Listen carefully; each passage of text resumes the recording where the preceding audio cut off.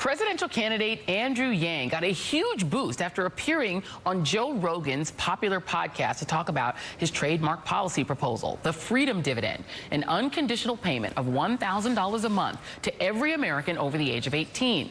Rogan's 5 million YouTube subscribers must have liked what they heard, because today Yang boasts a unique internet fan base known as the Yang Gang, who have stuffed his campaign coffers with $1.7 million in the first quarter.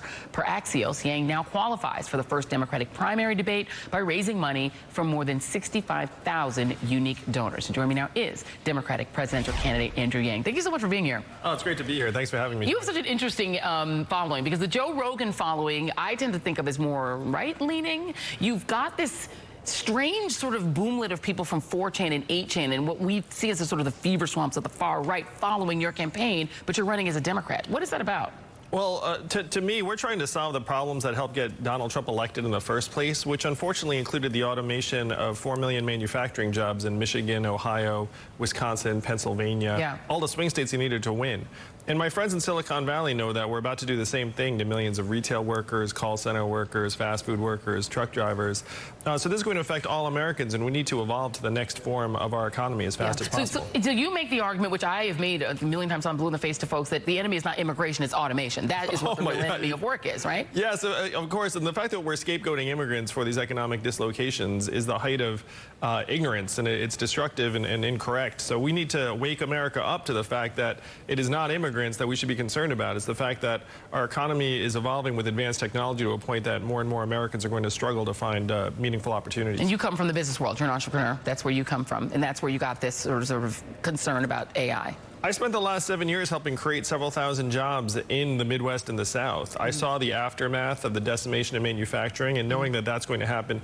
Being a retail worker is the most common job in the United States, and 30% of malls are going to close in the next 4 years because of Amazon sucking up another $20 billion in commerce every year. So we have to think much bigger about how we're going to build an economy that works for people. So let's go through the top 3 planks in your program that you would like to run on: a universal basic income, Medicare for all, and human-centered capitalism approach to the economy. Let's do those in reverse order. What is human-centered capitalism?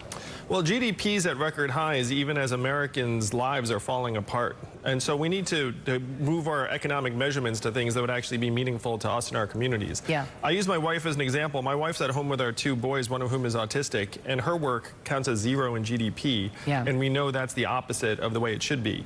So instead of GDP, we should be using childhood success rates, mental health and freedom from substance abuse, life expectancy, how clean our air and water are.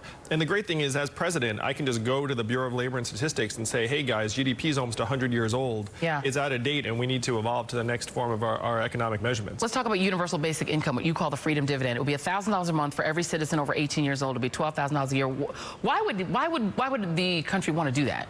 Why wouldn't the country want to? I mean, people love to get money, but I mean, it's interesting because normally you have this sort of anti-welfare feeling among people on the right. But again, people on the far right like you. How would that work? First of all, how much would it cost? Yes.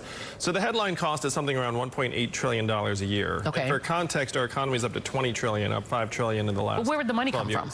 So the money would come from a new tax that falls most heavily on Amazon, Google, Facebook, Uber, because the big winners with AI and new technologies are going to be the mega tech companies. We all know Amazon paid 0 in federal taxes last year, and that's what has to change. We did a little Twitter call out this morning to ask people what they wanted to know from you, and this ties into the Medicare for all question. One of our Twitter users asked, would universal basic income take the place of robust social services, or would it be in addition? Because you're also for Medicare for all. How could we afford both, and would one cancel out the other?